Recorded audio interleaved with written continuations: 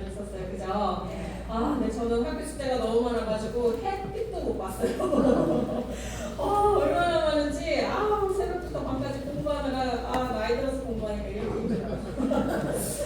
아무튼, 오늘은 다니엘의 신앙이라는 제목을 가지고 오늘 성경 어디 읽었죠? 다니엘서를 읽었어요. 그죠? 다니엘에 대한 이야기를 할 건데, 자, 다니엘서를 쓴 사람은 누굴까요? 네, 그렇지. 맞아요. 다니엘이라는 사람이 있었어요. 다니엘 이야기가 굉장히 재밌는 얘기예요. 그래서 주일학교 어린 꼬맹이들이랑은 참 자주 하는 얘기이기도 하고, 저희 이제 갈릴리 교회가 어린이 사역으로 유명했던 교회예요. 막 뉴스에도 많이 나오고 큰 행사를 엄청 많이 하던 그런 교회인데, 그때 항상 이 다니엘 신앙을 굉장히 강조를 많이 해서 저 같은 경우는 이게 진짜 딱지가 들릴 정도로 막 너무 많이 들었던 설교예요. 근데 이게 어떻게 보면 참 지금 혼돈한 대한민국의 시간을 살아가는 이 신앙의 성도님들께서 살아갈 때 한 번쯤 더 생각해보고 기억해보면 좋은 말씀이지 않을까라는 생각이 들어요. 자, 오늘은 다니엘에 대한 이야기를 할 겁니다. 다니엘서 같은 책을 뭐라고 그러냐면요, 독시록이라고 해요. 이게 좀 어려운데 무슨 말이냐? 독시록은 미래에 대한 일이에요. 그래서 미래에 생겨날 일들, 미래에 세상에서 일어날 일들, 더 나아가서 세상 마지막에 될 일들을 기록한 책이에요. 그래서 다니엘은 예언을 했어요. 앞으로 무슨 일이 일어날 거다, 그리고 세상 끝에 무슨 일이 일어났다라는 예언을 했는데, 제가 어릴 때 이제 글을 처음 읽기 시작할 때, 이제 기억 니은 처음 쓰고 이제 글을 읽기 시작할 때 아버지가 저한테 성경책 하나를 사다 주셨어요. 그래서 성경책을 찾는 방법을 알려주셨어. 그래서 이렇게 다니엘 1장 1절은 이렇게 찾는 거야 이러면서 다니엘을 가서 1장을 찾고 1절을 찾고 8절 읽어보자 이런 식으로 찾아서 이렇게 알려주신 기억이 나요. 아버지 기억을 못하시겠지만 저는 그게 기억이 많이 나요. 그래서 어린 시절에 뭘 물어봤었냐면, 아빠 성경에 뭐 예언이 엄청 많다고 하는데 진짜 이루어진 예언이 있어요? 물어봤어요. 그 꼬맹이가. 그때 아버지가 저한테 알려주셨던 게 이렇게 다니엘서 얘기해요. 참 제가 그때 초등학교 들어가기 전이었는지 초등학교 1학년이었는데 아직도 기억나요. 그래서 아버지가 이 말씀은 뭔데 이게 몇 년에 무슨 일이 일어났던 거고 전쟁이 일어나서 이렇게 됐어 라고 그 예언이 이루어졌던 부분들을 설명을 해주셨는데, 그 어린 나이에도 성경이 너무 무서운 거예요. 그래서 성경에서 말하는 예언이 이렇게 이루어진다고, 역사 가운데 일어난다고 했던 기억이 되게 선명하게 나는데, 오늘 그 이야기를 조금 해봅니다. 자, 다니엘서 오늘은 처음 이야기를 하는데 배경이 뭐냐? 역사 이야기예요. BC 605년 예수님이 오시기에도 한참 전 일이에요. 예수님 오시기 600년도 더 된 이야기야. 그 전에 다윗 왕이 예전에 얘기했어요. 그래서 이스라엘, 유다 이런 얘기를 했는데, 예수님 하나님을 잘 섬기던 이 민족이 점점 하나님을 멀리해요. 우상을 계속 섬기고 선지자들이라는 사람들이 있었어요. 그죠? 요즘에 말로 하면 목사님 경고를 해도 듣지도 않았어요. 그 중에 누구냐? 유다 왕의 여호와김이라는 사람이 있는데, 이 사람이 다스린 지 3년째 되는 말이에요. 이 여호와김 역시 우상만 섬기던 왕이에요. 하나님 말씀 안 듣고 또 선지자가 하는 말 다 무시합니다. 예레미야 선지자가 너 그렇게 하면 하나님이 심판하실 거야, 니네 나라 망해, 너도 죽게 될 거야, 하나님이 가만히 두시지 않으실 거야 라는 그런 모든 경고의 말도 막 편지가 오면 다 불태워버리고 이랬어요. 진짜 싸가지죠. 그렇게 했는데, 그렇게 살다가 결국에 하나님 벌을 받습니다. 당시 바벨론이 아수르를 쳐부시고, 아수르에게도 이제 많이 당했던 이스라엘까지, 유다까지 막 잡아먹기 시작하는데, 그때 바벨론 왕이 유다 땅에 와서 이 여호와김 왕을 포로로 끌고 가요. 포로로 끌고 가는 일이 생기는데, 지금 이게 치욕적이죠. 왕이 포로로 끌려간다는 얘기는 굉장히 치욕적인 얘기입니다. 근데 이 왕이 포로로 끌려갈 때 같이 끌려가던 사람들이 있었어요. 똑똑한 사람들, 하여튼 여러 왕이 이제 끌고 가는데, 그 중에서 왕의 이제 측근들도 많이 끌려갔을 것이고, 귀족들도 끌려갔을 것이고, 귀족의 자제들도 자녀들도 많이 끌려갔을 거예요. 오늘 이야기하는 다니엘도 그 중에 하나입니다. 포로로 끌려가요, 바벨론에. 그래서 이 소년 다니엘이 어릴 때 끌려갑니다. 끌려가서 어떻게 신앙생활을 지키는지 한번 그 내용을 알아보는 것만으로도 우리한테 되게 많이 큰 교훈이 될 거예요. 그래서 말씀을 한번 진행을 해 보도록 하겠습니다. 첫 번째 따라해 보실까요? 뜻을 정한 진화. 뜻을 정하니라. 한 번 더 따라 하시겠습니다. 첫 번째 뜻을 정한 진화. 뜻을 정하니라. 네, 아까 서문에서 말씀드렸다시피 다니엘이 포로로 끌려간 나이가 한 15, 16살 정도 되었을 거라고 얘기를 해요. 당시 바벨론이 엄청난 강대국인데 얘들이 되게 잘했던 정책이 하나 있어요. 그게 뭐냐? 어떤 나라를 정복을 할 때 그 나라를 정복하고 그 나라의 문화유산을 다 파괴해서 없애버리고 막 다 터뜨리고 하지 않고 그 나라를 정복했을 때 그 나라의 모든 문화유산을 그대로 가지고서 자기 걸로 만들었어요. 오, 되게 잘한 거예요. 그리고 그 나라에 있는 온갖 지식인들, 인텔리들 싹 다 죽이지 않고 그대로 들고 와서 자기네들 정책을 썼어요. 그래서 이 다니엘 같이 총명한 사람, 아이들, 또 똑똑한 아이들을 이렇게 살려가지고 교육을 시킵니다. 자기네들을 위해서 일할 수 있도록. 아무래도 수를 알고 글자도 읽을 줄 알고 총명했다는 얘기는 아마 그런 애들이에요. 귀족의 자녀들 아마 어렸을 때부터 교육을 계속 받고 그랬으니까 아무래도 그랬겠죠. 그 중에서도 다니엘은 좀 더 또 똑똑했던 것 같기는 해요. 그래서 다니엘이 아마 그런 귀족층의 자제가 아니었을까라는 추측을 합니다. 그리고 유대인들은요 어렸을 때부터 신앙교육을 참 잘 지켰어요. 그 아무리 유대 왕국이 막 망해가는 시점이라 할지라도 그래도 그 중에서 누군가는 신앙교육을 철저하게 시켰던 모양이에요. 마치 다니엘의 부모님들처럼요. 그래서 신앙교육을 잘 받고 또 헌신적으로 그런 신앙교육을 받았던 다니엘인데 이 다니엘이 포로로 끌려오면서 이제 똑똑한 아이들로 분류가 돼서 궁으로 들어갑니다. 황금장 밑으로 들어가는데 그렇다는 얘기는 이 포로로 끌려오면서 부모들, 가족들이랑도 분리가 됐고 그동안 신앙생활 하던 거 있잖아요. 말씀 보고 기도하고 찬양하고 예배드렸던 게 다 뚝 끊긴다는 얘기입니다. 자기가 포로로 끌려오니 바벨론 궁전에 들어왔을 때 상황이 어땠냐? 주변은 싹 다 하나님 안 믿죠. 다 우상만 섬기죠. 그리고 같이 예배하고 찬양하는 예배 공동체가 없습니다. 그런 곳에 이제 다니엘이 포로로 끌려온 신세에다가 나이도 어려요. 아무 힘이 없는 그런 상태의 다니엘이에요. 근데 이런 다니엘한테 같은 처지의 친구 3명이 있었어요. 이름이 뭐냐면 하나냐, 미사엘, 아사랴라는 이름의 친구예요. 17절에 나오는 말씀인데 당시에는 이제 이 아이들도 똑똑해서 분류됐던 애들인 것 같아요. 근데 이 친구들을 한테 이제 바벨론이라는 나라가 얘네들한테 굉장히 많은 짓을 했어요. 많은 짓을 했는데 그 중에서 가장 먼저 한 일이 뭐냐면 이름을 바꿔요. 이름을 바꾸는데 7절 한번 같이 읽어볼까요? 이름들이 많이 어렵고 낯설긴 한데 그래도 한번 읽어보세요. 7절 한강장이 시작.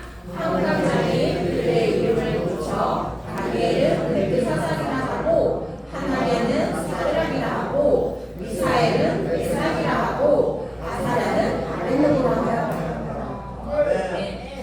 이 이름들이 우리나라도 이름이 다 그 의미가 있고 뜻이 있는데 얘네들 이름도 사실 좀 비슷해요 저희랑. 그래서 뜻을 설명해주면 다니엘은 원래 무슨 뜻이냐면 하나님은 나의 심판자시다라는 뜻이에요. 하나님은 나의 심판자라는 뜻. 그럼 친구들 이름은 어떨까 한번 볼게요. 하나냐라는 친구의 이름은 원래 여호와는 자비로우시다라는 뜻이에요. 여호와는 자비로우시다. 또 미사엘이라는 친구의 이름은 무슨 뜻이냐면 누가 우리 하나님과 같으랴라는 자신만만 우리 하나님 정말 멋있으신 분이야라는 의미의 뜻이에요. 아사랴라는 말은 무슨 말이냐면 히브리어로 여호와는 나의 도움이시다라는 뜻이에요. 다 이름에 하나님 여호와가 다 들어가죠. 그죠? 얘네들 이름을 싹 다 바꿨어요. 뭘로 바꿨느냐? 다니엘은 뭘로 바꿨다고 나와요? 벨드사살이라고 나오죠. 이게 무슨 뜻이냐면 바벨론의 최고 우상이 뭐냐면 이름이 벨이에요. 벨.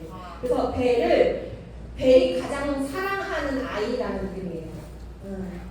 그렇죠? 우상 이름이 들어가요. 이제 사드락은 하나냐는 이름을 뭐라고 바꿨다고요?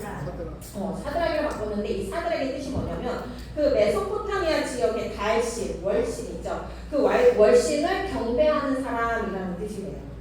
그러면 미사엘은 무슨 이름으로 바꿨어요? 메삭. 이건 뭐냐? 포도주 여신에게 자기 몸을 바친 사람. 되게 음란한 이름으로 바꿔버렸죠. 아사랴는 뭘로 바꿨어요? 아벤노고. 이 아벤노고는 뭐냐면 느고라는 바벨론 우상이 있어요. 느고의 자식이란 뜻이에요. 아벤느고는 느고의 자식, 아벤느고 이거예요. 그러니까 이름들이 다 하나님의 이름이 들어갔던 이름이 이제 다 우상 이름으로 바뀐 거예요. 왜 이름을 바꿨겠어요? 알잖아요. 우리나라도 일제시대 때 창씨개명을 했어요. 왜 했죠? 민족 말살 정책이었어요. 그죠? 우리나라의 한국인의 이 정체성과 영혼을 다 빼앗고 일본이 그걸 만들려고 했던 거잖아요. 아마 이들의 정책도 그런 거였던 것 같아요. 이들의 어떤 유대인적 정체성을 없애고 자기 나라와 이 왕에게 충성을 다하는 그런 사람들을 만들기 위해서 가장 먼저 한 일이 바로 이름을 바꾼 거예요. 그리고 두 번째로 뭐였냐? 먹는 거. 이들에게는 어떻게 특권이라는 것이 있었어요. 뭐냐면 궁전에 들어온 아이들이니까 왕이 먹는 음식을 남으면 그걸 같이 먹을 수 있는 거예요. 그러니까 왕이 먹었던 음식을 먹을 수 있는 게 특권이에요. 자, 고대 근동시대입니다. 포로로 끌려왔어요. 얘는 다행히 똑똑하다고 성 안에 들어왔지만 성 밖에 있는 사람들이 어떻게 살고 있는지 알아요. 포로들이. 자, 이 상황에서 자기 식탁에 놓인 음식은 굉장히 좋은 음식이에요. 게다가 바벨론은요 엄청난 국가입니다. 너무너무 큰 국가예요. 이번 여름 봄에 저희 남편이랑 저랑 영국을 한번 다녀왔어요. 왜냐면 이제 아는 신학 교수님께서 신학을 하려면 영국에 있는 대형 박물관 꼭 갔다 와야 된다 하도 강조를 하셔서 언젠가 꼭 가보자 했다가 진짜 갔는데 이 아수르 민족이 얼마나 어마어마했는지가 있고 그 바로 옆간에 가면 바벨론이 얼마나 더 엄청났던지 그 문화유산들이 있는데 어마어마해요. 이 사람들이 즐겼던 음식도 정말 아마 다니엘이 아무리 귀족의 자제라 하더라도 자기가 평생에 보지 못했던 온갖 산의 진미가 그 식탁 위에 있었을 거예요. 그러니까 다니엘은 이 화려한 음식을 앞에 두고 자기 이름이 바뀐 상태에서 와 다행이다 나는 이렇게 잘 먹고 잘 살아서 다행이다 라고 생각한 게 아니라 다니엘은 위기감을 느낍니다. 내가 이렇게 왕이 주는 좋은 옷을 입고 이렇게 화려한 음식을 먹고 이렇게 왕이 부르는 이름대로 살다가는 내 신앙은 여기서 끝나겠구나. 내 믿음도 여기서 끝나겠구나. 내가 여기서 이렇게 끝나면 우리 민족의 이 정체성도 다 끝나겠구나. 어떡하지? 신앙을 어떻게 지키지? 방법이 없을까? 고민을 하게 돼요. 이 어린 다니엘이. 그래서 대단한 결정을 합니다. 뭐냐? 8절 말씀 한번 볼까요? 어떤 결정을 했는지 한번 보세요. 8절 시작. 다니엘은 뜻을 정하여 왕의 음식과 그가 마시는 포도주로 자기를 더럽히지 아니라 하고 자기를 더럽히지 아니하도록 환관장에게 구하니. 뜻을 정해요. 어떤 뜻을 정하냐? 우선 유대인들은 음식에 대해 엄청난 복잡한 법이 있어요. 이제 레위기를 보면 엄청 긴 분량에 걸쳐서 뭘 얘기하냐면 뭐는 먹어라, 뭐는 먹지 마라, 이럴 때 이거 먹으면 안 된다, 저럴 때 저걸 먹으면 안 된다, 이거 먹으면 넌 저주받는다, 이거 받으면 너는 벌받는다. 이 법이 되게 복잡해요. 그래서 돼지고기도 먹으면 안 되고 문어, 오징어 이런 것도 먹으면 안 되고 되게 복잡합니다. 그리고 특별히 뭘 해야 되냐면 우상에게 바친 재물을 먹으면 안 돼요. 근데 바벨론에서 나오는 왕의 식탁에 차리는 음식들은 대부분 우상에게 바쳐졌던 재물들이 오는 거예요. 우상에게 바쳐졌던 소, 양, 온갖 짐승들, 가축들 이런 것들이 그대로 제사를 드리고 나면 그게 다 왕의 식탁으로 오는 거예요. 다니엘은 그런 걸 먹으면 안 돼요. 또 자기를 거룩하게 지켜야 돼요. 그래서 식탁에서 나 이건 먹을 수 있어, 이건 먹을 수 없어 이렇게 구별을 하는 게 포로가 된 입장에서 싫을까요? 주는 대로 먹어야 되는 입장에서. 그러니까 안 되겠다. 어떻게 결정하느냐? 뜻을 정하는데 무슨 뜻을 정하느냐? 내가 비록 포로로 사는 신세지만 내 몸을 내 육체를 우상의 제물로 더럽히지 않고 하나님의 말씀에 어긋나는 음식으로 내 몸을 더럽히지 않겠다라고 결심하고 뭘 결심하냐면 안 먹겠다. 다 안 먹겠다. 아주 안 먹겠다라고 결정을 해요. 왜냐하면 다니엘은 알았어요. 왜 자기가 지금 여기 포로 신세로 와 있는지. 유다, 이스라엘 이 망하게 된 시작이 뭔지 다니엘은 알았습니다. 그들이 먹는 것들, 하나님의 법들 지키지 않았고 예배를 중요하게 생각하지 않았고 그들의 삶이 거룩한 삶이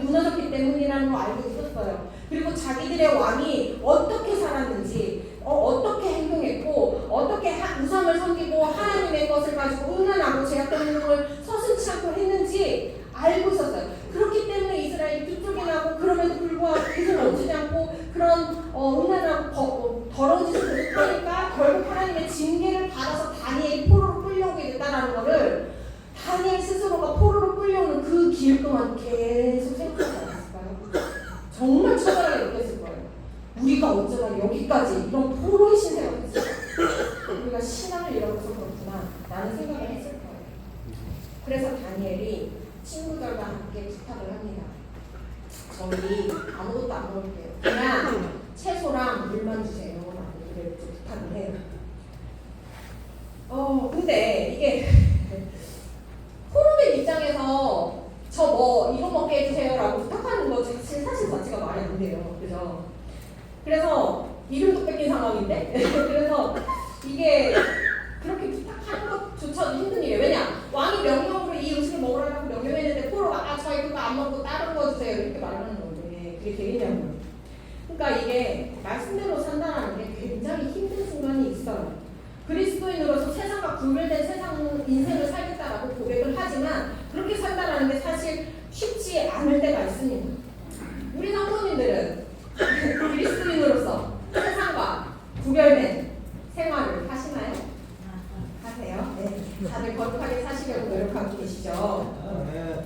뜻을 정하여 뜻을 정하시나 이건 뭐냐면 거룩한 뜻을 정해서 실천한다는 것입니다.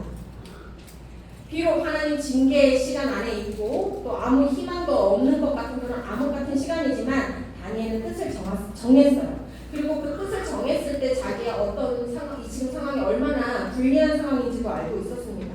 자기들이 채소와 물을 먹겠다고 결심을 했다고 해서 채소와 물만 먹을 수 있는 상황이 아니라는 것도 알고 있었고요. 그렇게 말했다가 그 자리에서 왕의 명령을 어기는 자들이라고 바로 죽임을 당할 수도 있다는 그 위험성도 알고 있었어요. 그럼에도 다니엘은 그 뜻을 정합니다.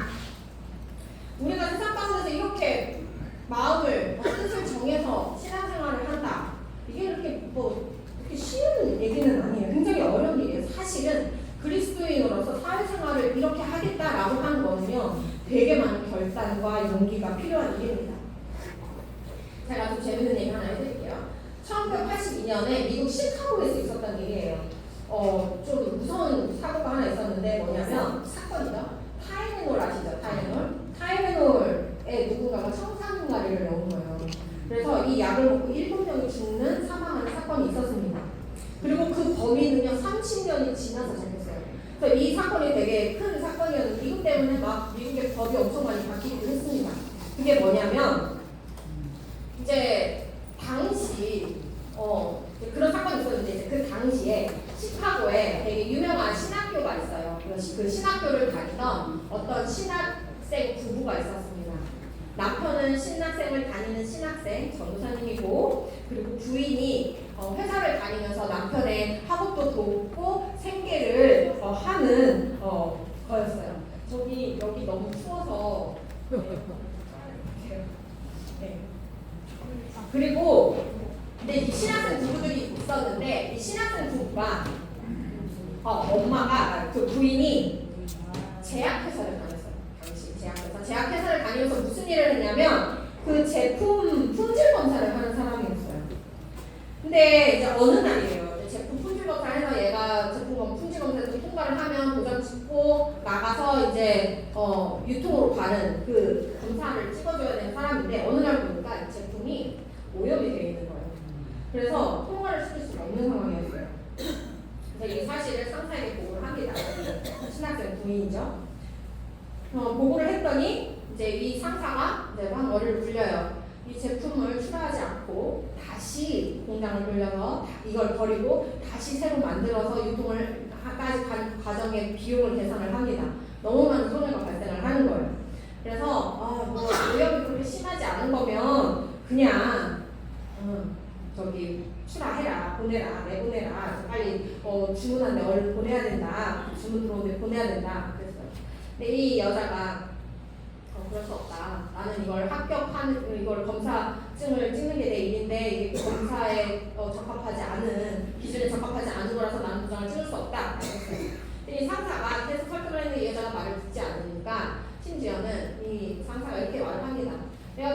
동안 시간을 주겠다. 주말 시간 동안 줄 테니까 월요일날 와서 도장을 찍어라. 그렇지 않으면 너 해고할 거다. 너는 잘라버리겠다라고 협박을 했어요. 그래서 주말 동안 이 신학생 부부가 참 힘들죠. 왜냐면 이 여자가 직장을 잃으면 당장 이 신학생 학교 어떻게 다녀요, 그죠? 그리고 자식들도 있는데 생계는 또 어떻게 꾸려요? 그러면 이런 일이 차질이 생기면 앞으로 자기들이 사역을 하고 이제 교회 개척도 나가고 해야 되는데 그 모든 일정에 이제 차질이 생기는 거잖아요. 그러니까 어떻게 할까 고민을 많이 하다가 결국에 이 부부가 결정을 합니다. 우리가 그래도 목회자로 살기로 헌신했는데 우리가 우리 신앙을 따라서 살아야 되지 않겠느냐. 지금 우리의 생계가 어렵다고 하더라도 우리가 이 거룩한 양심에 위배되는 행동을 해줘야 되겠느냐. 그리고 우리가 신학교를 다니면서 배운 하나님의 모습이 있는데 그걸 우리가 믿고 한번 우리 믿음대로 살아보는 것도 필요하지 않겠느냐. 하나님이 이 시간에 우리한테 그런 결단을 요구하시는 거 아닐까? 라고 했어요. 그래서 그 여자는 월요일날 도장을 찍지 않았고 회사에서 잘렸습니다. 참 힘들죠? 근데 이제 결론을 얘기를 할게요. 결국에는 그 천사마리 뉴스가 났습니다. 그래서 이 미국 대대적으로 모든 약국이 폐쇄돼야 됐고, 그리고 이 사건으로 인해서 미국에 지금은 우리가 타이어놀이 이렇게 포장이 잘 돼 있잖아요. 그때 82년에는 포장이 그렇게 까다롭지 않았대요. 이 사건 때문에 포장법도 바뀌었다고 합니다. 그래서 이렇게 막 포장하는 것도 바뀌고 막 이러는데 이때 이제 제약회사들은 모든 약품이 다 폐쇄되는 과정에서 굉장히 큰 손해를 겪었어요. 그죠? 근데 이 회사는 보니까 폐쇄될 게 없는 거야. 왜냐면 내보낸 게 없으니까. 그러니까 이 위에 경영진들이 왜 우리 손해가 왜 우리 회수되는 게 없지? 라고 찾아보니까 내보낸 게 없는 거예요. 그래서 왜 우리가 약이 시간을 맞춰서 나갔어야 됐는데 왜 안 나갔지? 라고 이제 경영진들이 추적을 해보니까 알고 보니까 어떤 여자 직원이 있는데 그 여자가 검사증을 찍어주지 않아서 그 시간이 딜레이 되는 바람에 못 나갔다 라는 걸 알게 돼요. 그래서 이 경영진들이 그 여자를 다시 찾아와요. 그래서 이 여자 보고 당신이 정직하게 일해줘서 다행히 우리 회사가 살았습니다 라고 하면서 다시 복직을 시키고 거기에다가 원래 받았던 월보다 더 올려서 받았대요. 근데 이 여자가 그 직장을 다닐 때도 주말에 따로 알바를 했어야 됐대요. 너무 이제 힘들어서. 근데 이게 결국에 올라가 버리니까 주말 알바를 따로 하지 않았대. 이런 일들이 있으니까 이 사람은 목회에 나가서 어떤 신앙을 가지고 목회를 했겠습니까? 어떤 신앙의 고백을 하면서 목회를 했겠어요? 이렇듯 하나님 앞에서 그런 거룩한 뜻을 결심하고 살아갈 때 하나님께서 그에 합당한 힘도 주시고 능력을 주시는 것을 알 수가 있습니다. 어떤 일이 있었느냐? 9절 말씀 한번 보겠습니다. 하나님 시작. 하나님이 다니엘로 하여금 황관장에게 은혜와 긍휼을 얻게 하셨다. 뭐냐면 혼나야 돼요. 그 자리에서 죽어도 할 말이 없어요. 근데 황관장에게 우리 채소와 물만 먹게 해주세요 했는데 황관장이 다니엘을 이뻐하는 거야. 이뻐하는 거야. 은혜와 긍휼을 얻게 하셨어요. 하나님이. 그래서 이뻐하니까 이러면 나 큰일 나는데 라고 하면서도 다니엘이 요구한 대로 그래 한번 열흘 동안 너희들에게 채소와 물만 주어서 어떤지 한번 볼게 라고 합니다. 그래서 열흘이 지났어요. 다니엘과 그 친구들에게 채소와 물만 줬어요. 열흘이 지났습니다. 뭔 일이 났냐? 얘네들이 얼굴이 너무 좋은 거야. 살이 퍼덕퍼덕 오르고 얼굴이 반질반질하고 얼굴에서 막 광이 번쩍번쩍 나는 거예요. 이게 말이 되는 게 왜냐면 요즘에 미국에서 엄청 유행하는 다이어트가 뭐냐면요. 그린 다이어트라고 믿는 사람끼리는 다니엘 다이어트라고 해요. 왜냐면 이게 채소랑 물만 먹는 다이어트예요. 그래서 미국에서 뭐냐 이렇게 채소와 물만 먹으면 몸에 독소가 빠져나가서 얼굴에 잡티가 사라지고 얼굴이 이제 피가 이제 깨끗한 피가 도니까 주름도 펴지고 얼굴이 환해지고 광이 나서 이뻐진다. 살살 들어가고 살도 빠지고 이뻐진다라는 거래요. 그래서 미국은 이거는 사실 부자들만 하는 다이어트예요. 근데 이 다이어트를 처음 시작했던 사람이 이 다니엘서를 보고 힌트를 얻었던 모양이에요. 그렇죠? 그래서 이게 사실 말이 되는 거래요. 근데 어쨌든 얘네들을 보니까 채소와 물만 먹였는데 얼굴이 너무 막 광이 막 이쁜 거예요. 그래서 이 황관장이 보고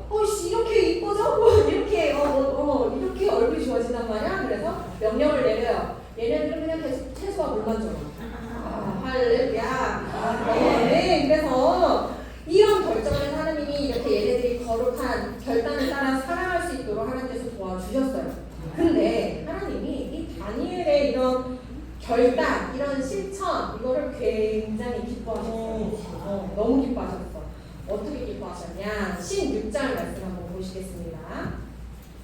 하나님이 시작. 하나님이 내 소년에게 학문을 주시고 모든 서적을 알게 하시고 지혜를 주셨으니 다니엘은 또 모든 환상과 꿈을 깨달아 알고 모든 서적을 깨달아 알게 하신 거예요. 뭐냐? 엄청 똑똑해졌어요. 하나님이 지혜를 주시는 거야. 그냥 다 알게 하시는 거예요. 요즘에 뭐 엄마들이 애기들 키울 때 뭐 똑똑하게 하려고 별짓을 하잖아요. 그죠? 그거 다 소용없는 거예요. 하나님 중심으로 거룩한 인생을 살 수 있도록만 이끌면 하나님이 지혜를 주신다니까요. 그런 세상이 있어요. 자, 바벨론이 엄청 강력했었던 만큼 이 다니엘과 친구들이 배워야 하는 그 책, 그 외워야 하는 그 책이 정말 많았어요. 뭐냐? 이제 남편이랑 대형박물관을 갔는데 거기 한 코너에 그 도서관 유물을 해온 게 있더라고요. 근데 그 도서관 유물이 이제 다는 아니고 어떤 일부분이에요. 근데 책이 두꺼워. 이때만 이렇게 쫙 깔려 있고 막 자잘자잘한 게 엄청 많아요. 뭐냐? 이때 당시 뭐 천문학 이런 거 엄청 발전했고 그리고 이때 얘네들의 문명이 정말 엄청났어요. 그 언어학, 뭐 천문학 그리고 과학 기술. 왜냐 이때 무기를 만들기 시작하잖아요. 그러니까 이 소재가 바뀌고 이게 무기가 얼마큼 강력하냐에 따라서 전쟁에서 이익을 지는 거니까 힘이 센다는 만큼은 그만큼 과학 기술이 발전했다는 얘기예요. 그러니까 이 기술들이 그리고 자기들이 점령했던 나라에서 왔던 모든 학문들 이게 책이 어마무시하게 많았대요. 이거를 다 알아야 되는 게 이 포로에 해야 할 일. 못했다. 그럼 쓸모없는 거예요. 그냥 죽이는 거예요.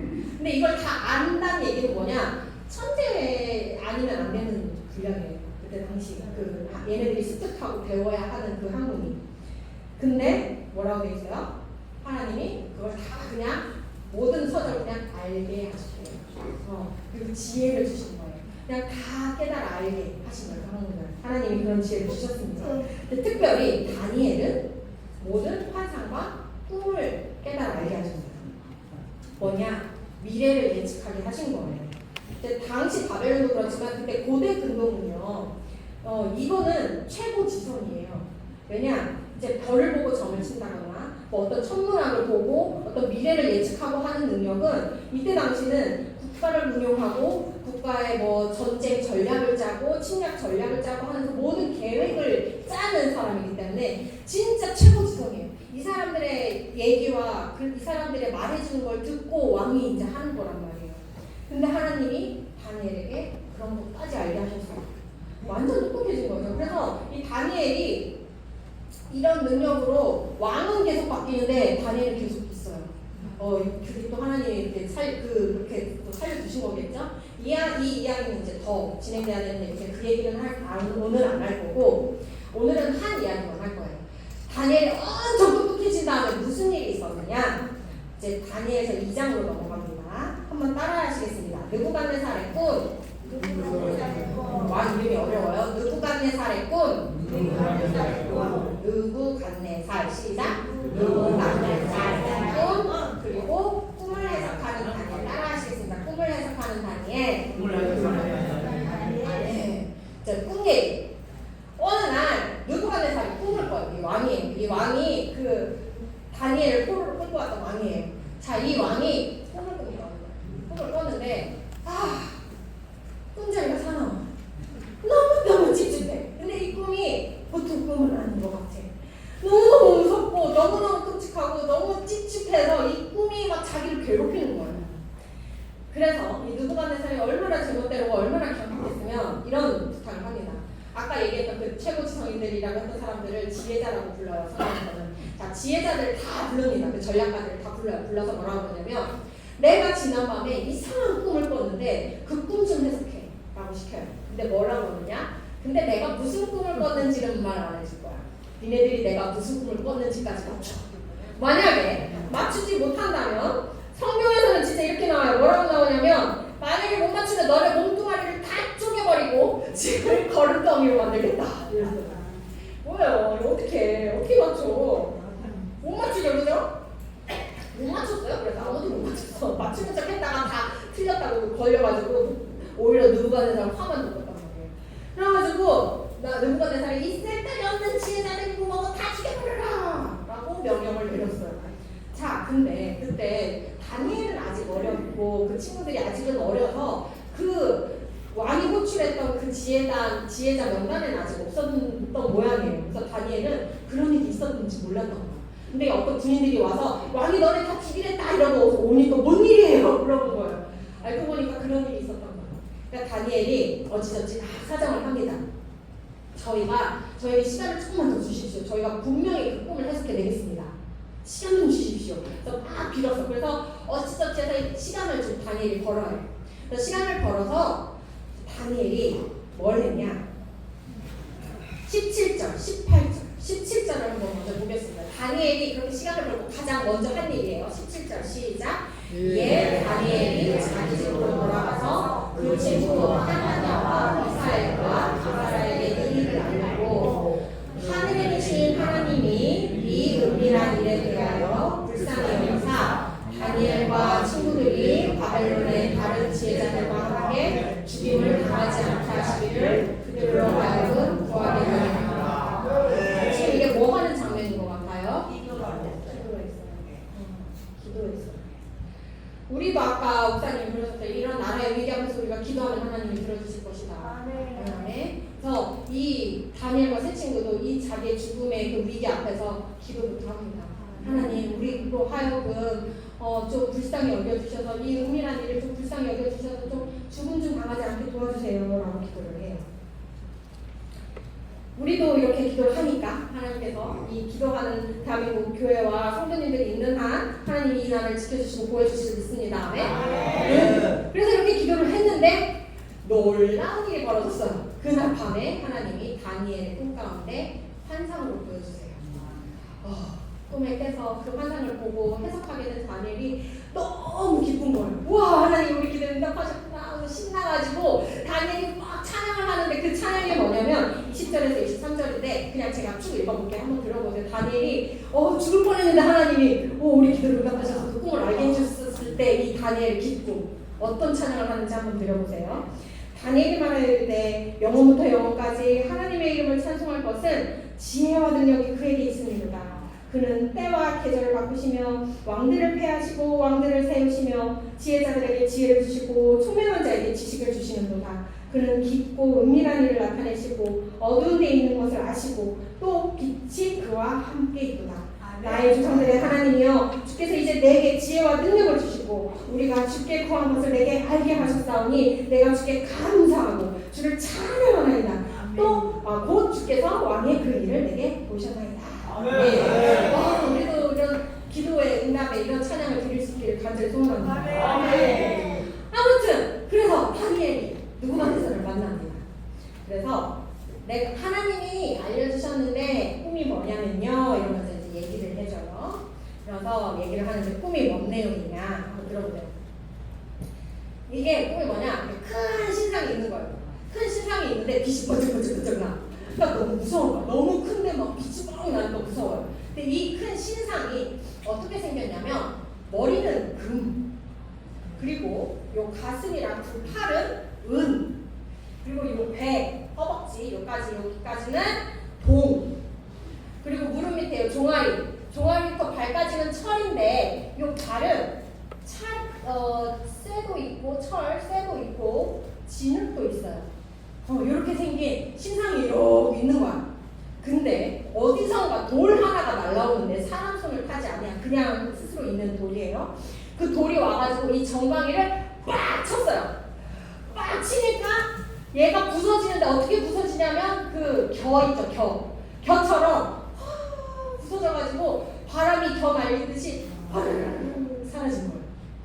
그리고 나서 보니까 이 종아리를 빡 쳤던 그 돌이 세상에 가득하게 태산을 이루어 있는 거예요. 이상하죠? 뭔 내용인 것 같아요? 모르겠죠. 다도 모르겠죠. 느부갓네살이 그래서 되게 무서운 꿈인 것 같은데 뭔 내용인지 몰라서 이렇게 결과가 나와요. 자, 다니엘이 이 꿈을 해석합니다. 하나님이 보여주신 거예요. 자, 다음 화면 한번 보여주시겠습니까? 이렇게 생겼어요. 이제 해석을 하면 이제 다니엘이 그래서 이 꿈은 하나님이 알려주시기로는 이런 내용입니다라고 해석을 하는데 뭐라고 하냐? 요 대가리죠. 머리 부분은 왕입니다. 느부갓네살이에요. 당신의 왕국입니다. 바벨론 제국을 말해요. 자, 근데 이게 오래가지 않아요. 왜냐? 은과 같은 나라가 나타날 건데 이 금보다는 좀 못한 나라인데 어쨌든 이 금을 정복합니다. 부숩니다. 이 은과 같은 가슴과 팔과 같은 은 같은 나라가 나타나서 이 은의 나라가 될 겁니다. 자, 근데 이 은의 나라도 오래가지 못해요. 왜냐? 이 놋과 같은 나라가 또 나타나서 이 나라를 다 부수고 새로 정복하고 새로운 나라가 또 생깁니다. 근데 이 놋과 같은 나라가 또 얼마 못 가. 왜냐? 이 철과 같은 나라가 또 쇠 같은 나라가 또 나타나는 거야. 그래가지고 이 나라가 모든 걸 다 쥐고 있어요. 엄청나게 쥐고 있는데 근데 이 나라가 영원히 갈 것 같았는데 어디선가 돌 하나가 날라와가지고 이걸 싹 다 부수는 거예요. 그리고 이 돌이 가득 차. 그래서 이런 건데 이 돌은 하나님이고 하나님이 이 모든 민족과 나라를 부수고 하나님의 나라가 세워질 것입니다. 이런 내용이에요. 아멘. 다니엘은 맨 머리 부분, 지금 바벨론 시대에 있는 거예요. 앞으로 어떤 나라가 세워지고 없어지고를 다니엘은 몰라요. 근데 미래를 알게 해주신 하나님이 이걸 알게 해주신 거예요. 그래서 우리는 지금 이건 과거잖아요. 그렇죠? 바벨론 옛날 얘기예요. 자, 그럼 역사를 되짚어 보면 이게 이루어졌을까 안 이루어졌을까? 이루어졌어요. 이루어진 거예요. 그래서 보면, 그러니까 제가 어렸을 때 아버지가 설명해 주셨어. 하나님의 말씀이 이루어졌던 이게 뭐예요? 라고 했을 때 이걸 설명해 주셨어요. 그때 뭔지도 모르면서 신기하다고 들었는데 뭐냐? 머리는 바벨론이 망해서 그 다음에 나타난 나라가 뭘게요? 은의 나라가 뭐냐면 페르시아랑 마데. 그래서 이게 양쪽. 그래서 페르시아 마데가 나타났고 그 다음에 뒤이은 나라가 뭐게요? 동의 나라? 그리스예요. 그리스는 그 알렉산드리아 왕이 이걸 연합을 했기 때문에 이거 한 덩어리예요. 그죠? 근데 이 알렉산드리아 대왕이 죽고 나서는 이렇게 부서져요. 그래서 이것도 얼마 못 가고 로마 시대가 이제 일어납니다. 그래서 로마가 모든 걸 정복을 해요. 근데 이 로마는 동로마, 서로마로 나뉘어서 결국 두 양발, 얼마는 철, 얼마는 흙 이렇게 나뉩니다. 그리고 이제 예수님이 오셔서 반석이죠. 그 돌은 반석이신 예수님이에요. 그래서 예수님의 반석이 와서 하나님의 나라가 이루어진다라는 얘기예요. 근데 신기하죠? 그래서 이게 역사적으로 봤을 때 이루어진 내용이에요. 자, 이런 놀라운 얘기를 하는데 그 다음 이야기를 진행해 보겠습니다. 한번 따라해 보실까요? 역사의 세 번째, 역사의 주인이신 하나님. 역사의 주인이신 하나님. 이게 오늘 말씀의 결론입니다. 한번 더 하시겠습니다. 역사의 주인이신 하나님. 역사의 주인이신 하나님. 다니엘은 예수님이 오시기 한참 전부터 이런 일들을 알았어요. 미리. 그렇죠? 지금 우리가 바벨론에 의해서 고통을 받지만 바벨론이 끝이 아니라 그 다음에 또 뭐가 있고 또 뭐가 있고 또 뭐가 있고 이걸 알고 있었어요. 거기에다가 더 나아가서 예수님이 오시는 것까지 예언을 합니다. 그리고 우리가 지금 보진 않았지만 더 나아가서 세상의 마지막 일도 다니엘이 봐요. 이 사상의 통치자들, 이 강력해 보이는 이 무시무시한 세력들, 독재자들, 국가들 그 어느 것도 하나님 앞에서 영원한 것은 없습니다. 우리가 이제 우리 나라가 요즘에 굉장히 혼돈하는 어려운 시간을 지나고 있어요. 신실한 목사님을 옥에 가두고 교회를 핍박하는 시대를 직면해 있습니다. 분쟁을 일으키지 않기 위해서 교회 안에서 종교 얘기를 하지 않는 게 지혜다라고 얘기하는 시대예요. 다니엘은요, 자기가 예언한 시대까지도 못 살았어요. 그렇다는 얘기는 뭐냐? 당장 일어날 일도 아니었고 자기 당장의 목숨을 살리기 위해서라면 따르게 얘기해도 되지 않았을까요? 무슨 말이냐? 이 꿈 내용이 뭐냐면 느부갓네살 면전에다 대고 너 망해 이 얘기예요. 그래서 느부갓네살 면전에다 대고 너 영원할 것 같이 네 나라 망해, 곧 망해 라는 얘기를 하는 거예요. 아무리 맞는 말이라도요, 그렇죠? 아무리 맞는 말이라도 요즘 같은 시대도 자기 마음에 안 드는 행동과 말을 했다고 법까지 바꿔가지고 직위 해제를 시켜가지고 감옥에 넣는 말이 이러고 있는데 느부갓네살은 그럴 힘이 없었겠어요? 있죠. 아마 느부갓네살은 다니엘은 죽을 각오를 했어야 됐을 거예요. 얼마나 무서웠겠어요, 그죠?